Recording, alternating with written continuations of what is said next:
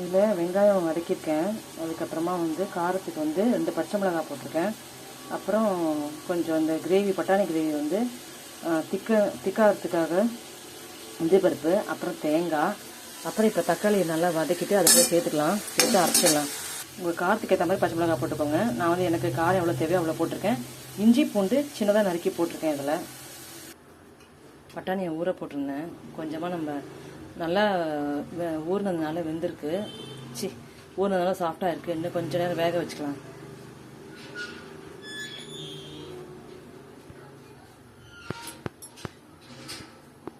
கொஞ்சம் பெருஞ்சீரகமும் போட்டிருக்கேன். அதே மாதிரி இதுலேயும் கொஞ்சம் பெருஞ்சீரகம் ஆட் பண்ணிக்கோங்க.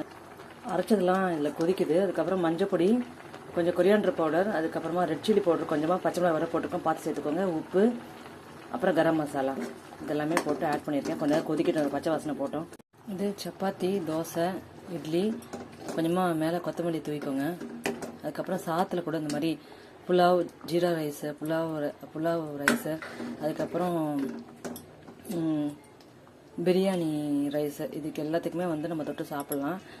டேஸ்ட் நல்லாயிருக்கு. செஞ்சு பாருங்கள். பிடிச்சிருந்தா லைக் போட்டு சப்ஸ்கிரைப் பண்ணுங்கள்.